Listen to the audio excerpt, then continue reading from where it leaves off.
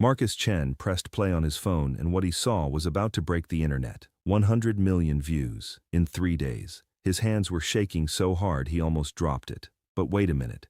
How did a simple 47-second video from his closing shift turn into the biggest story of 2024?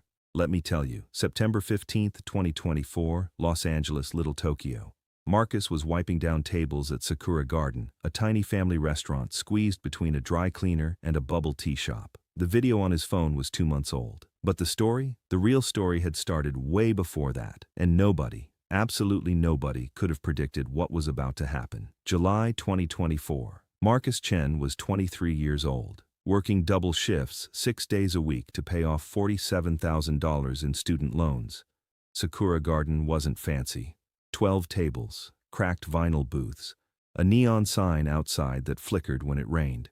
But it served the best tonkotsu ramen in the neighborhood, maybe in all of Los Angeles. And Marcus loved it there, but something was very wrong. "Marcus," Mrs. Rodriguez whispered one evening in early July. She was the owner, 67 years old, hands permanently shaking from arthritis. Her eyes were red. "We're closing next month." Marcus was carrying a tray of dirty dishes. He almost dropped it. "What? No. Why?" "The building sold. New owner is a developer, wants to put in luxury condos. They want $15,000 a month rent until we leave. We pay $3,000 now. We can't do it." Her voice cracked. And Mrs. Rodriguez never cried. Never.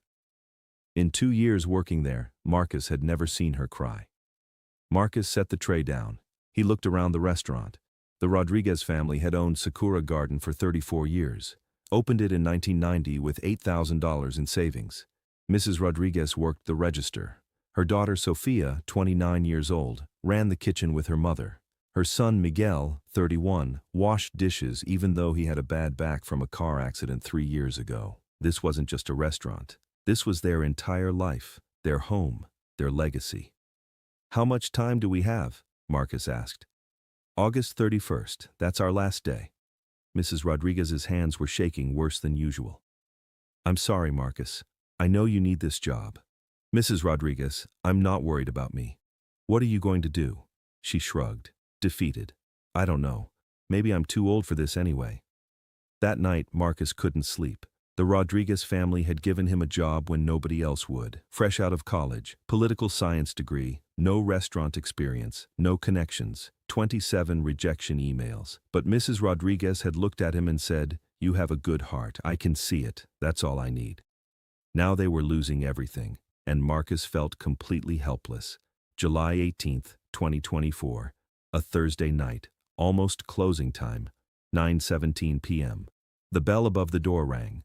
Marcus looked up from wiping the counter. A man walked in, black baseball cap pulled low, dark sunglasses even though it was night, hoodie pulled up over the cap, all black. He moved quickly like he was used to not being seen. Marcus thought it was weird. 9 p.m. in July, sunglasses indoors. But in LA, you see everything. Maybe the guy was hungover. Maybe he was famous and didn't want to be recognized. Whatever. "Table for one," the man said quietly. His voice was gentle, young. "Sure, anywhere you want."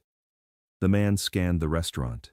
Mrs. Rodriguez was at the register, going through receipts. Sofia was cleaning the kitchen. Miguel was in the back with the dishes, moving slow because of his bad back. 2 other tables had customers. Quiet Thursday night. "That corner booth okay?" The man pointed to the darkest corner, away from the window, away from everyone. "Yeah, of course." Marcus sat him down, gave him a menu.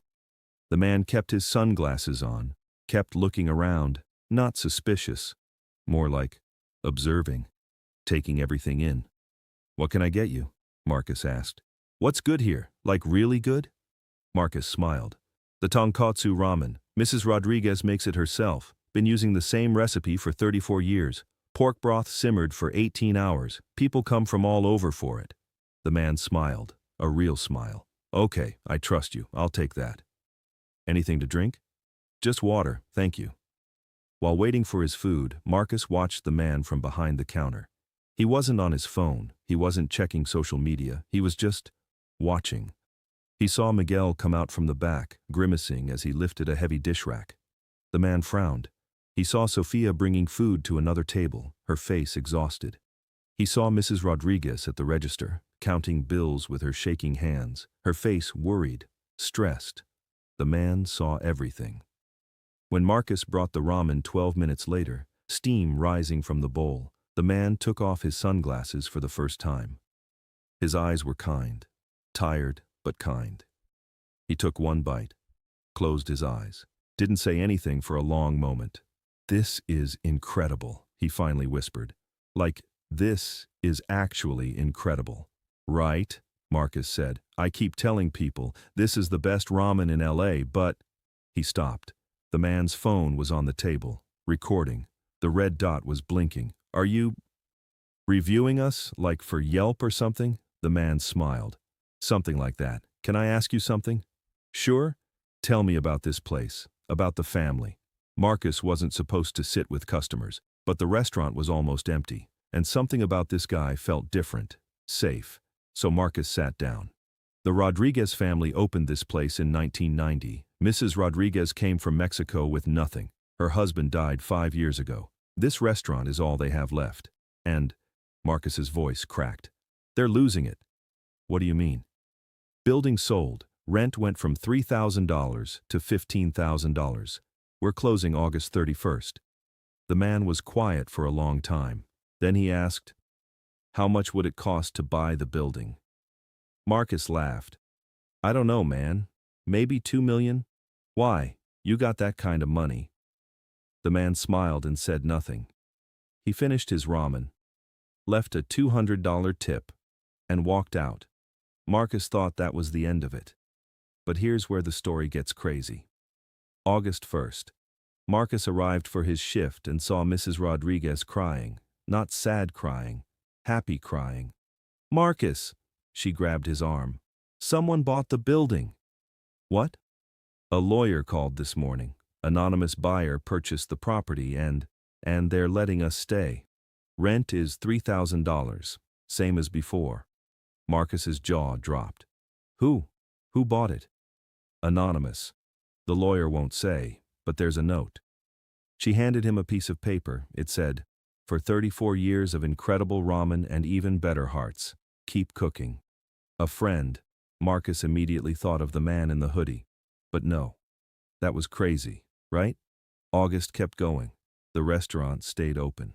But Marcus couldn't shake the feeling. Then September 10th happened. Marcus was scrolling Instagram during his break. He saw a post from a celebrity gossip account. A blurry photo. Someone in a hoodie leaving a small restaurant in Little Tokyo. The caption, "Justin Bieber spotted getting late-night ramen. Where does he eat? Drop your guesses." Marcus's heart stopped. He zoomed in on the photo. The hoodie, the hat, the corner booth by the window. It was him. Marcus ran to Mrs. Rodriguez. "That man, from July, the one who asked about buying the building. It was Justin Bieber." "What? No, that's impossible." "Look." Marcus showed her the photo. Mrs. Rodriguez's hands covered her mouth. "Oh my God." Sophia came out from the kitchen. "What's happening?" "Justin Bieber bought our building," Marcus said. He could barely believe the words coming out of his own mouth. Miguel dropped a plate. "What?" And here's where Marcus made the decision that changed everything. He went back to his phone, found his photos from July 18th. See, Marcus had this habit. Every night, he took photos of the daily specials board for Instagram, food photography. But in the background of one photo from July 18th, there he was. The man in the black hoodie, sitting in the corner booth, eating ramen. Marcus stared at that photo. Should he post this? Was it invasion of privacy? But then he thought about Mrs. Rodriguez, about how they were saved. "He deserves to be thanked," Marcus whispered, even if he didn't want credit. Marcus posted it on Instagram at 11:43 p.m. Caption: 2 months ago, Justin Bieber came to our restaurant. We didn't know who he was. Last week, we found out he bought our building to save us from closing. This man saved our family. He's an angel. Thank you, Justin. Justy, Sakura Garden, just Little Tokyo, 10,000 views in 1 hour. Marcus was brushing his teeth when his phone started exploding. Notifications, hundreds of them, 100,000 views in 3 hours. By morning, 1 million. Comments were flooding in. This is why I love Justin. Crying right now. We don't deserve him. Faith in humanity restored. News outlets picked it up. TMZ, People Magazine, CNN, Justin Bieber secretly saves family restaurant from closing. Pop star's anonymous act of kindness goes viral. Local news showed up at the restaurant. Mrs. Rodriguez was overwhelmed, but then something else happened. Something that made the story explode even bigger. A reporter from the LA Times interviewed Mrs. Rodriguez for a feature story. And during that interview, Mrs. Rodriguez said something she'd never told anyone, not even her own children. "You know what Justin wrote in his note?" she said, her eyes wet. He wrote, "For 34 years of incredible ramen and even better hearts." But here's what nobody knows. 34 years ago, when I first opened this restaurant in 1990, I was homeless, living in my car with my 2 babies. I had $8,000. That was it. A stranger saw me crying in that car, gave me $5,000 cash, just put it in my hand and said, "Pay it forward someday." I never found out who it was, but I never forgot. The reporter's pen had stopped moving. "Do you think Justin knows that story?" Mrs. Rodriguez shook her head. "I don't know. But maybe he has a story like that too. Maybe that's why he understood." That quote went everywhere. The story wasn't just about Justin anymore. It was about cycles of kindness, about people helping people. And that's when Justin's management team reached out. They arranged a call. Justin, Marcus, and the Rodriguez family. "Mrs. Rodriguez." Justin's voice was soft, almost breaking. "Can I tell you something?" "Of course. When I was 12, my mom and I were broke. We went to this small diner in Stratford, Ontario. My mom ordered one meal, said we'd split it. The owner saw us, didn't say anything. Just brought out 2 full plates, wouldn't let us pay. My mom cried in the parking lot." Justin paused.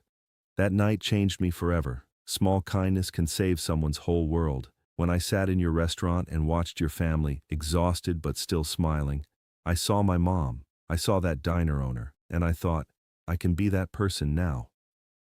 Mrs. Rodriguez was crying. Thank you for seeing us." "No," Justin said. "Thank you for being exactly who you are." Marcus posted the call recording, with permission, and the internet lost its mind. 50 million views in 24 hours. 100 million views in 1 week. Celebrities shared it. Gordon Ramsay shared it. Oprah shared it. The Rock shared it. But here's the most incredible part. People started investigating, and what they found changed everything.